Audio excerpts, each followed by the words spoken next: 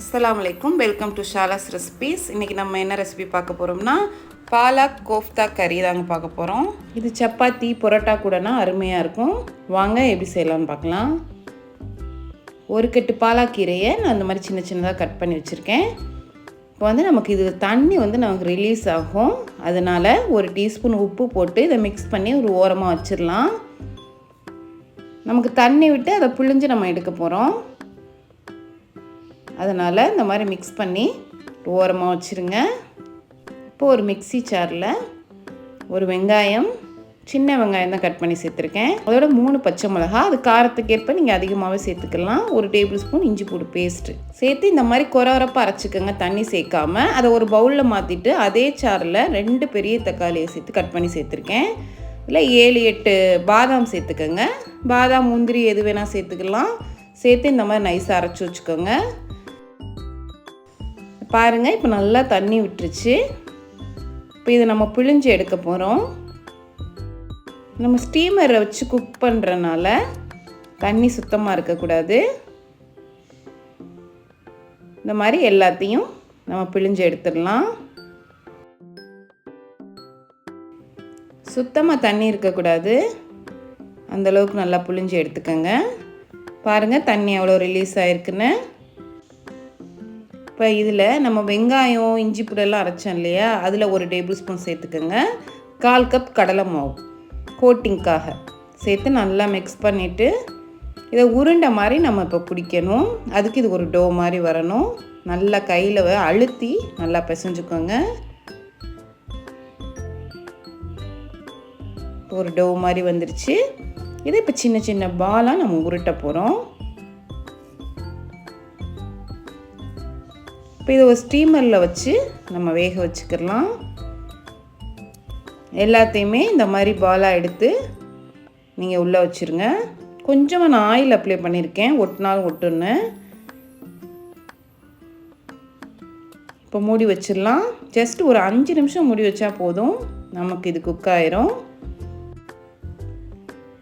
இப்போ இது கம்ப்ளீட்டாக ஆறிடுச்சு. இப்போ எடுத்து ஒரு பவுலில் வச்சிடலாம்.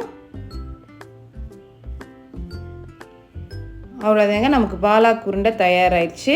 ஒரு பேனில் 3 டேபிள் ஸ்பூன் ஆயில், அதில் ஹோல் ஸ்பைசஸையும் சேர்த்துருங்க. பிரிஞ்சி இலை, பட்டை, ஏலக்காய், பெருஞ்சீரகம், லவங்கம் எல்லாமே சேர்த்தாச்சு. இதில் ஒரு பெரிய வெங்காயத்தை சின்ன சின்னதாக கட் பண்ணி சேர்த்துருக்கேன். நம்ம வெங்காயம் இஞ்சி பூண்டுனா அடித்த மிச்சம் இருக்குது இல்லையா, அதையும் இதில் சேர்த்துருங்க. எல்லாத்தையுமே சேர்த்துருங்க. சேர்த்து அந்த பச்சை வாடை போகிற அளவுக்கு நல்லா ஆயிலே வதக்கிக்கோங்க. செம்மையாக இருக்குங்க இந்த கிரேவி. அதுவும் அந்த பாலாக்கூட சாப்பிடையில் இன்னும் அருமையாக இருக்கும். இப்போ நம்ம அரைச்சி வச்ச டொமேட்டோவையும் சேர்த்துடலாம். சேர்த்து அந்த எண்ணெயிலே குக் பண்ணுங்கள், அந்த பச்சை வாடை போகிற அளவுக்கு.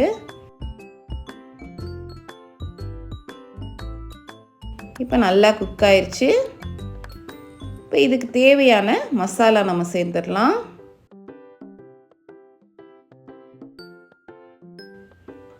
ஒரு டேபிள் ஸ்பூன் காஷ்மீரி மிளகாய் பொடி, 2 டேபிள் ஸ்பூன் மல்லித்தூள், 1 டீஸ்பூன் ஜீரகத்தூள் சேர்த்து நல்லா மிக்ஸ் பண்ணிக்கோங்க.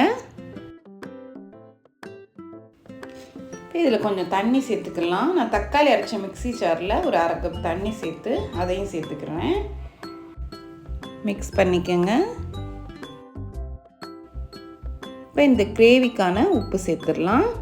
1 டீஸ்பூன் உப்பு, 1 டீஸ்பூன் சுகர் சேர்க்கையில் இன்னும் நமக்கு கிரேவி டேஸ்ட் கொடுக்கும். இப்போ நல்லா மிக்ஸ் பண்ணிவிட்டு மூடி வச்சுருங்க. நம்ம மசாலாலாம் சேர்த்துருக்கனால ஒரு 3 நிமிஷம் கொதிக்கட்டும். நம்ம பாலாக் உருண்டை வேக வச்சு வச்சுருந்தோம்ல, இப்போ அதை இப்போ கிரேவியில் சேர்த்துடலாம். அந்த கிரேவி அந்த உருண்டையில் நல்லா மிக்ஸ் ஆகி சாப்பிட்றதுக்கு அருமையாக இருக்கும். நல்லா மிக்ஸ் பண்ணிவிட்டு ஒரு 5 மினிட்ஸ் மூடி வச்சுருங்க. ஆல்ரெடி நம்ம வேக வச்சு தான் வச்சுருக்கோம், அதனால் ஒரு 5 மினிட்ஸ் குக் பண்ணால் போதும். அந்த ஆயில்னால் பிரிஞ்சு வரணும் அந்த கிரேவியில். பாருங்கள் எவ்வளோ சூப்பராக இருக்குன்னு. ஆயில்னால் ரிலீஸ் ஆகி நமக்கு கிரேவி தயாராகிடுச்சு. இப்போ நான் அடுப்பை ஆஃப் பண்ணிவிட்டு 1 teaspoon garam masala, 1 table spoon கஸ்தூரி மெத்தி நல்லா கசக்கி விட்டு அதையும் சேர்த்துக்குங்க. ஃபைனலாக இதில் கொஞ்சமாக மல்லித்தலை சேர்த்துக்கோங்க. அவ்வளோதான், நமக்கு கிரேவி தயாராகிடுச்சு. நம்மளுடைய பாலக் கோஃப்தா கறி சூப்பராக தயாராகிடுச்சு. ரொம்ப ஹெல்த்தியும் கூட. இப்போ சர்வ் பண்ணிடலாம். பெரியவங்க சின்ன பசங்க எல்லாத்துக்குமே இந்த கிரேவி பிடிக்கும். கண்டிப்பாக ட்ரை பண்ணி பாருங்கள். சப்பாத்தி கூட சாப்பிடையில அவ்வளோ அருமையாக இருந்தது. கார்னிஷ்காக கொஞ்சமாக மல்லித்தலை. இந்த ரெசிபி உங்களுக்கு பிடிச்சிருந்துச்சுன்னா லைக் பண்ணுங்கள், ஷேர் பண்ணுங்கள், சப்ஸ்கிரைப் பண்ணுங்கள். இன்ஷா அல்லாஹ் நெக்ஸ்ட் வீடியோவில் பார்ப்போம். தேங்க்ஸ் ஃபார் வாட்சிங். பாய்.